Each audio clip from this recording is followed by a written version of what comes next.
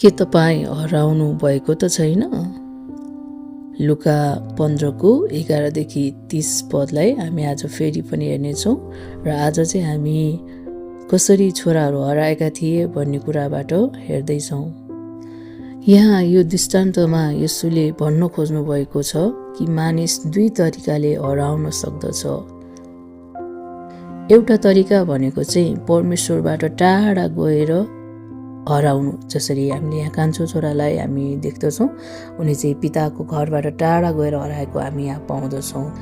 कतिचोटि हामी पनि कान्छो छोरा जस्तै जीवनको अर्थ खोज्दै अनि सुख, स्वतन्त्रता र आनन्दको खोजीमा आफ्नैले बनाएको बाटोमा हिँड्दै गर्दा र परमेश्वरलाई बिर्सिएर रमाउन खोज्दा संसारमा हामी हराउन सक्दछौँ।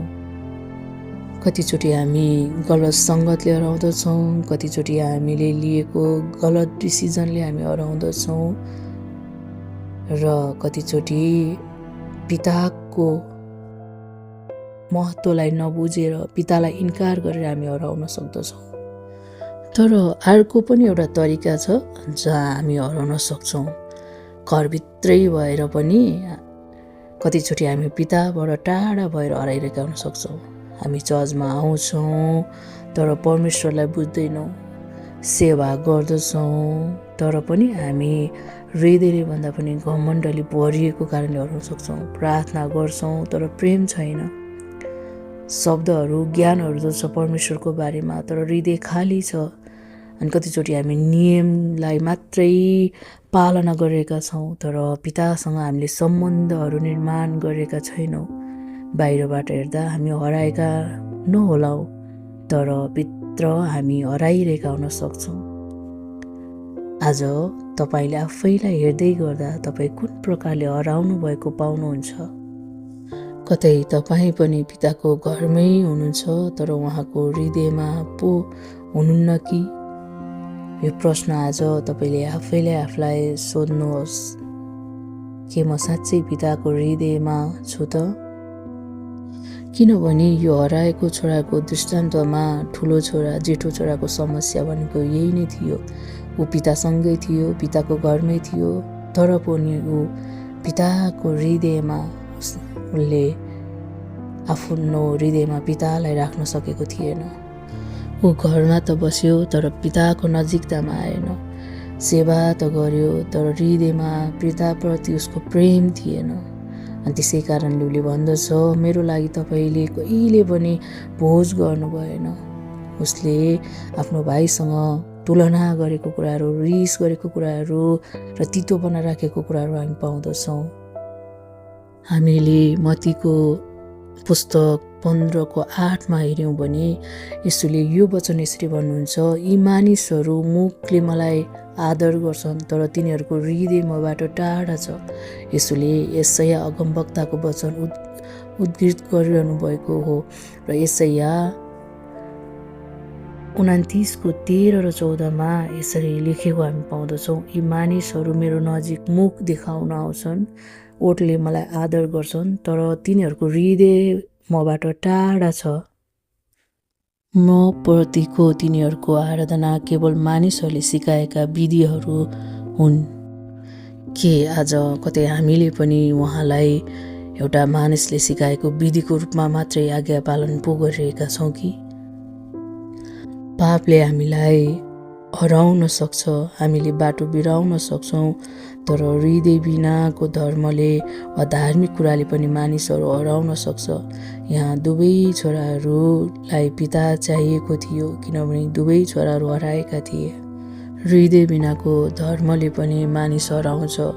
त्यसैले नै उहाँ भन्नुहुन्छ, म बलिदान होइन म दया चाहन्छु। अनि हामीले यहाँबाट बुझ्न सक्छौँ कि केवल हामीले धार्मिक नियम पालन गर्नु पर्याप्त छैन। हृदयको प्रेम, दया, करुणा नै परमेश्वरको नजरमा वास्तविक मूल्य राख्दछ। स्वर्गीय पिताको हृदयबाट टाढा भएका ती पापी भड्किएका सबैलाई आफ्नो करुणा र अनुग्रहले खोज्न आउनुभएको छ। पितासँगै रहेको, पिताको घरमा रहेका त्यो जेठो छोरासँग के थियो? अधिकार थियो, सेवा गर्थ्यो, आज्ञा मान्थ्यो तर पिताको हृदयले बुझ्न सकेको थिएन। त्यसो भए हामीले कसरी थाहा गर्ने त कि हामी हराइरहेका छौँ कि छैनौँ भनेर? यी कुराहरूले हामीलाई थाहा हुन सक्छ हामी सेवा गर्छौँ, सेवकाईमा छौँ, तर पनि हृदयमा रिस, डाहा अनि एकअर्काप्रति कटुता छ भने हामी हराएका हुन सक्छौँ। अरूको आशीर्वाद, अरूको राम्रो कुराहरू देख्दा हामीलाई दुःख लाग्छ, मन भारी हुन्छ भने पनि हामी हराइरहेका हुन सक्छौँ। कतिपटक म धेरै वर्षदेखि चर्चमा छु, म एकदमै आत्मिकी छु भनेर अरूहरूलाई तुच्छ ठान्नु, दुर्व्यवहार गर्नु पनि हामी हराइरहेका हुन सक्छौँ। परमेश्वरको कृपा भन्दा पनि आफ्नो धार्मिकता ठुलो लाग्नु पनि एउटा चिन्ह हो। परमेश्वर भन्दा आफू योग्य छु भन्ने भावना आउनु, म त यति भलो छु कि मलाई केही कुराको खाँचो छैन भनेर सोच्नु, यही नै हो घरमै बसेर पनि हराउने खालको हृदय। आज हामीले दुई किसिमका छोराहरू जो हराइरहेका थिए हामीले हेरेका छौँ। अनि म तपाईँलाई सोध्छु, के तपाईँ बुवाको घरमा हुनुहुन्छ कि बुवाको हृदयमा? घरमा बस्न सजिलो छ, तर हृदयमा बस्न भने नम्रता चाहिन्छ। यसुले कथा पापीहरूलाई मात्र होइन तर धार्मिक घमण्डीहरूलाई सुनाउनु भयो, किनकि हराउने दुई तरिका छन्, संसारतिर भागेर, अर्को चाहिँ चर्चको भित्री भागमै बसेर तर पिताको प्रेम दुवैलाई खोज्न बाहिर निस्किएको छ। यो दृष्टान्तमा हामीले देख्यौँ कान्छो छोरा जब घर फर्किँदाखेरि बुवा दौडेर गएका थिए, त्यसै गरी जब जेठो छोरा घरभित्र पस्न नमान्दा बुवा आफै घर बाहिर आइकन उनलाई भेट्नु भएको थियो। बुवाको प्रेममा कुनै स्वार्थ छैन, बुवाको प्रेम भेदभाव रहेछ, दुवैलाई समान माया गर्ने। र आज त्यही बुवाले तपाईँलाई पनि पर्खिरहनु भएको छ। उहाँको नजरमा धर्मी पापी सबैलाई समान प्रेम छ। तपाईँ कसरी हराउनु भयो भन्ने कुरा भन्दा पनि पिताले तपाईँलाई खोजिरहनु भएको छ। तपाईँ संसारमा पिताबाट टाढा रहेर हराइरहनु भएको हुनसक्छ, वा तपाईँ पितासँगै भएर चर्चमै भएर सङ्गतिमै भएर पनि हराइरहनु भएको हुनसक्छ। तर यो समय पनि फर्कने समय छ। तपाईँ फर्कनुहोस्, किनभने पिताले तपाईँको बाटो हेरेर बसिरहनु भएको छ। जुन बाटोबाट तपाईँ जानुभएको थियो त्यही बाटोमा उहाँले आफ्नो आँखाहरू लगाइराख्नु भएको छ। यो घटनालाई बुझ्नलाई एउटा सानो हामी उदाहरण पनि सुन्नेछौँ। एकजना सानो छोरा थियो र उसले आफ्नो घरमा केही कुराहरू गल्ती गरेर ऊ डराएर भाग्दछ। अनि धेरै वर्षपछि उसलाई आफ्नो परिवार, आफ्नो बुवा आमाको याद आउँदछ र ऊ घर फर्कन चाहन्थ्यो। त्यसैले उसले एउटा पत्र लेख्छ र भन्छ, मैले यस्तो गल्ती गरेको थिएँ र म डराएर यसरी भागेँ, तर अब म घर फर्कन चाहन्छु।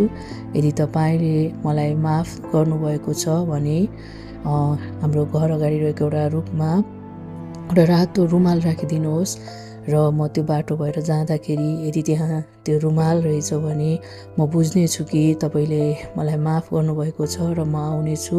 यदि त्यहाँ रुमाल छैन भने म सम्झनेछु तपाईँले मलाई माफ गर्नुभएको रहेनछ र कहिले पनि म फर्केर आउने छैन। जसै यो पत्र बुवाको हातमा पर्दछ, बुवाले त्यो रुखलाई नै पुरै रातो रुमालले भरिदिनुहुन्छ। अनि जब उसको छोरा त्यो बाटोबाट हिँड्दै थियो, आउँदै थियो, उसले त्यो रुखभरि रुमाल राखेको देख्दछ र खुसी भएर अनि घरमा आउँदछ र उसले बुवालाई सोध्दछ, बुवा मैले त तपाईँलाई एउटा रुमाल मात्रै रुखमा झुन्डाउनु भनेको थिएँ, तर तपाईँले त यो पुरै रुखलाई रुमालले झुन्डाइदिनु भएको रहेछ। अनि बुवाले यस्तो उत्तर दिनुभयो, कतै तिमी यो बाटो जाँदै गर्दाखेरि तिमीले त्यो एउटा रुमाललाई देखेनौ भने र तिमी फर्केनौ भने भनेर तिमीलाई सजिलो होस् भनेर हामीले पुरै रुखभरि रुमाल झुन्डाइदिएका छौँ। साँच्चै नै पिताको प्रेम हामीले मागेको भन्दा पनि धेरै ठुलो हुँदछ अनि त्यसै दिन नै पिताले चाहिँ क्षमा दिइसकेको कुराहरू गर्नुहुँदछ। आज पनि परमेश्वर तपाईँले गर्नुभएको गल्तीलाई स्मरण गरेर हिँडिरहनुहुन्न, तर उहाँको हृदय सधैँ क्षमामा रहेको हुन्छ। तपाईँ फर्केको बाटोलाई उहाँले कुरिरहनु भएको छ, उहाँ तपाईँको प्रतीक्षा गरिरहनु भएको छ। आमेन।